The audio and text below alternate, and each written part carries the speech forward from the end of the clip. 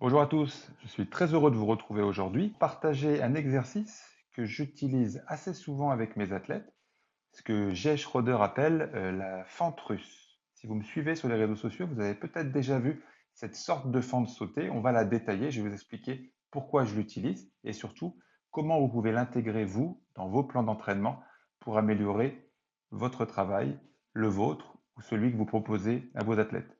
Je vais illustrer cette fente russe avec un extrait de la préparation de Liam que j'ai entraîné pendant 3 ans en taekwondo. Il a réalisé en 2019 un top 20 au championnat du monde. Je vais illustrer aussi cette fente russe avec Flavie.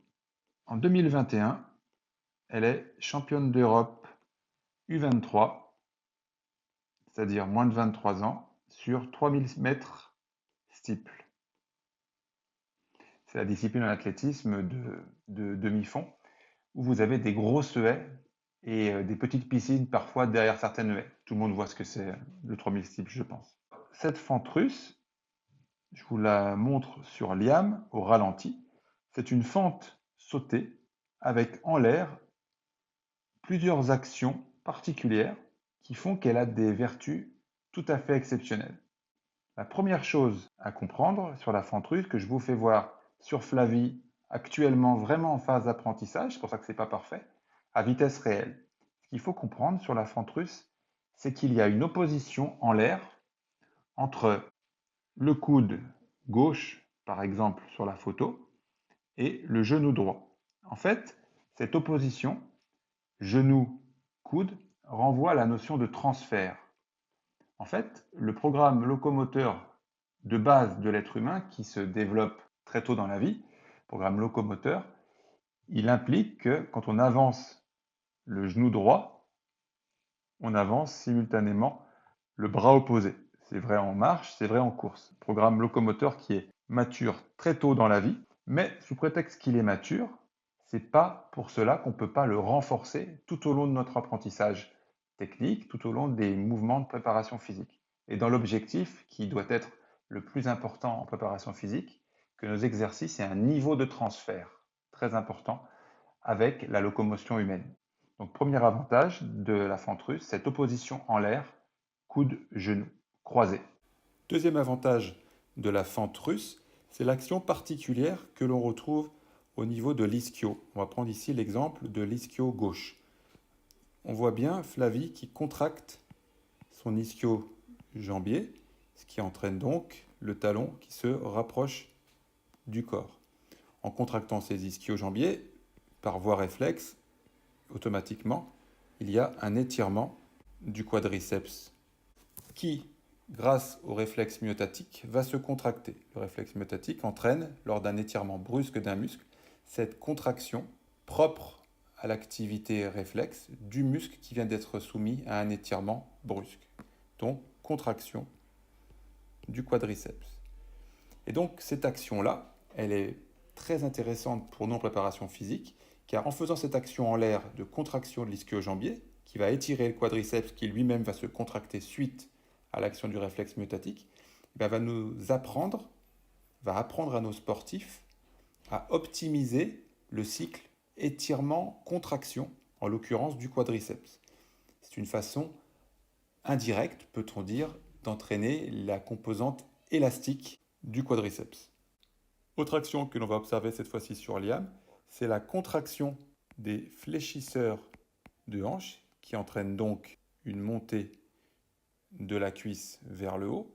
Cette contraction des fléchisseurs de hanche entraîne un étirement des extenseurs de hanche, principalement on pense aux fessiers, qui, comme tout à l'heure, lorsqu'un muscle est soumis brusquement à un étirement, va se contracter grâce à l'action du réflexe myotatique. Donc il y aura une contraction des extenseurs de hanche. Et en travaillant volontairement en l'air cette action-là, contraction des fléchisseurs de hanche, qui entraîne un étirement des extenseurs de hanche, qui, par voie réflexe, le réflexe myotatique, vont entraîner une contraction de ceci.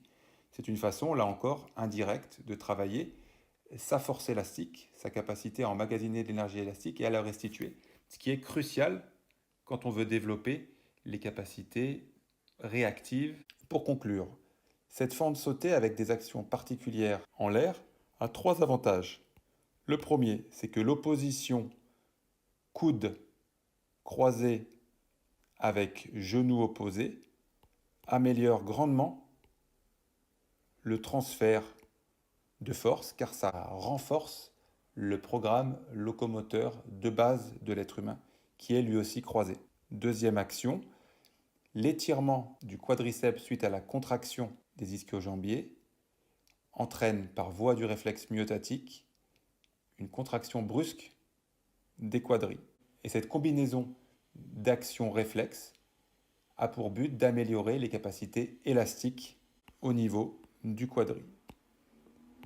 Même combat au niveau de la flexion de hanche que l'on voit en l'air, qui fait lever le genou vers le ciel, entraîne l'étirement des extenseurs de hanche, principalement les fessiers, qui lorsqu'ils sont soumis à un étirement brusque, vont se contracter grâce à l'action du réflexe myotatique. Cette action-là, médiée par les réflexes, améliore les capacités élastiques au niveau des fessiers, globalement des extenseurs de hanche.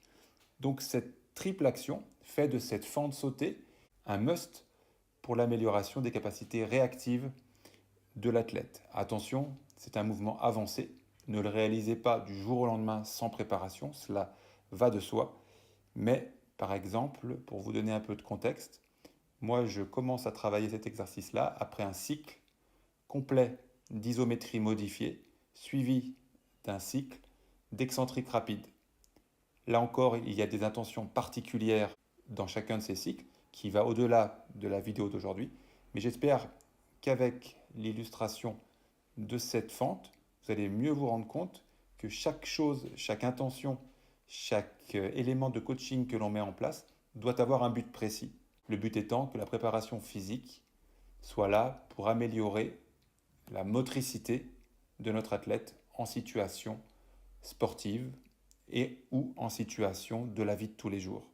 La différence entre la compétition et la vie de tous les jours n'étant pas une différence de nature, c'est de la locomotion humaine, mais une différence de degré. Entre les Jeux Olympiques et aller faire ses courses, c'est de la locomotion humaine, c'est la même nature du geste qui change effectivement, c'est le degré d'intensité entre les deux exemples montrés. Partagez cette vidéo, pourquoi? Parce que le savoir, c'est le pouvoir. C'est le pouvoir de quoi? C'est le pouvoir d'améliorer le niveau de connaissance de notre communauté pour que nos athlètes et nos clients dans le coaching de la vie de tous les jours soient toujours plus forts, toujours plus prêts à répondre aux exigences de la vie ou du sport de compétition. À très bientôt.